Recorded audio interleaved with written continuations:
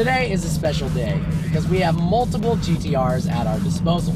And since there's two of us, me and Eddie, we thought we'd do a head-to-head review between a 2015 Nissan GTR Premium and a 2009. Now, when the GTR was first released, you could get them for about $70,000, and now the base price is over $100,000. So we're wondering, is the hefty increase in price actually worth it? The fact that the performance-to-price ratio of many new cars is always measured against the GTR is a testament to how successful it's been. Nicknamed Godzilla, it specializes in demolishing cars 2 to 3 times its price. The car I'm driving is a 2009 GTR Premium. When stock, it made 480 horsepower and 434 pound-feet of torque. 60 happened in 3.3 seconds and a quarter mile in 11.5, which was amazing back then. You get a car that could keep up with $300,000 Ferrari 599 for less than 6 figures.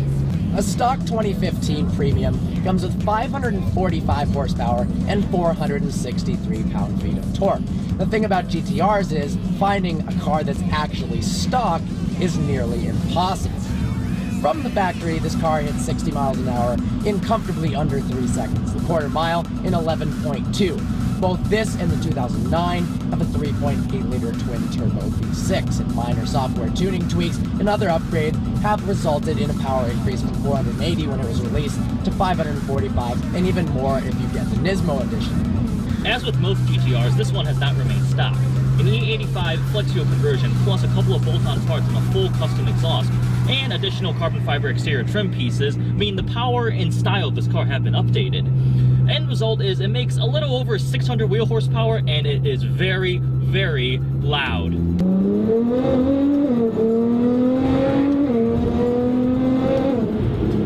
This car has a Cobb SF Air intake, a Benji Linny tune, and an E85 Flex fuel kit. All of those mods together are around $3,000, but the crazy part is how much quicker this car is than stock. Now, the owner doesn't want to reveal the actual power figures or the quarter mile time, but I can confirm that it's under 10 seconds in the quarter mile, and it is rip your face off quick. I did launch control in this car, and I could actually feel my cheeks being pushed backwards. Unbelievable how quick this really is.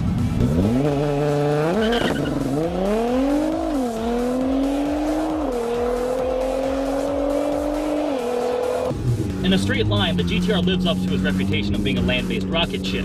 All-wheel drive plus launch control allow you to do consistent acceleration runs that will permanently shift organs to the back of your body.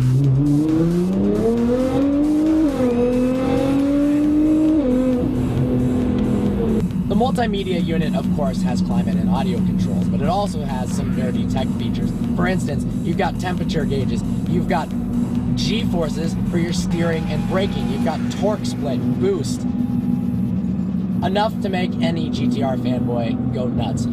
The interior of the GTR is functional but bordering on Spartan. All the buttons and controls are facing the driver, but frankly they look like they could have been designed in an Etch-a-Sketch.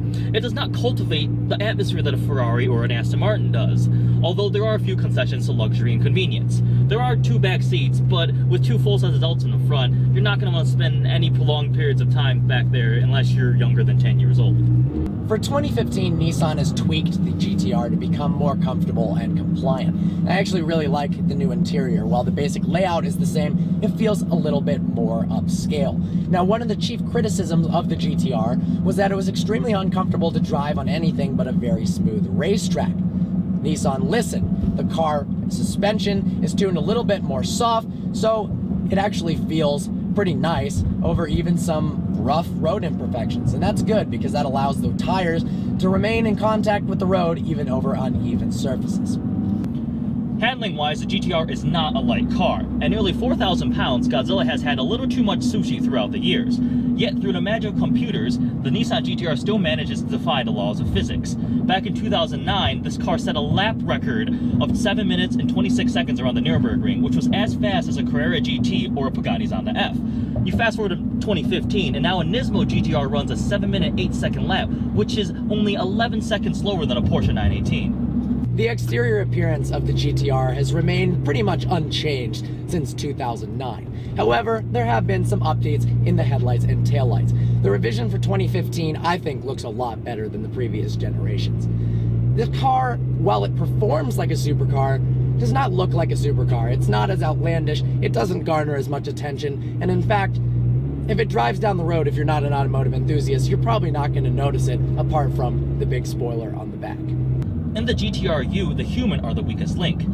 This car is constantly calculating perfect traction, measuring G-forces. You just get the impression that it is way, way, way smarter than you are, which is not necessarily a bad thing. It's really, really good at math and science, which is fitting because it's Asian. The GTR has a fantastic dual clutch transmission, one of the better transmissions of any car we've tested on vehicle versions. Interestingly enough, though, at slow speeds there is a bit of rattle, so much so that in the owner's manual for your GTR, it actually says, don't worry, your car may make clunks and strange noises that's due to the double clutch transmission. Don't take it into the shop, there's nothing wrong with your car. So it is kind of funny at lower RPMs, at slower speeds, you do hear this rattling, which is a bit annoying. But then you get into the higher RPM ranges. Shifts happen in 150 milliseconds. After driving these cars, I now understand why the nickname of Godzilla is used. They may run on corn, which is much less exciting than nuclear radiation, but with this type of firepower and performance, these cars will just annihilate other supercars the way Godzilla levels entire cities. There's some trade-offs between the 2009 and 2015. Of course, a 2009 can be had for somewhere around $60,000 used, although that's actually staggering to think about, that you could have bought it brand new for $70K in 2009, and now it's only depreciated by $10,000. It's got to be some sort of a record like the Ford GT, which didn't actually depreciate at all, it just appreciated since its release. Yes, this car, the interior is a little worse in the 2009, and the stock performance is also worse as well, but for $60,000 versus well over $100,000 for a 2015, think about the modifications that you can do. For $9,000 in mods, I think it's about $7,000 to $9,000 in this car, it's putting out similar performance figures as the 2015 with $3,000 in mods. So you're talking about a price differential of still over 40 grand between the two. You don't have the updated headlights, you don't have the updated taillights. But do you really care? That's up to you. Yes, I like the interior a lot more than 2015, especially the color of that specific car. But after spending the day with both of these, I finally understand why there's so much hype around the GTR. It handles phenomenally, it's razor sharp. It is so dang fast, it's hard to explain to you what launch control feels like in this thing. Absolutely loved it. People say it's soulless. Drive one of these. It's a freaking blast. I hope you enjoyed this review. Like always, please browse our channel and subscribe. Like us on Facebook, follow us on Instagram, follow us on our new Twitter, @vehicle_virgins. Look forward to seeing you next video.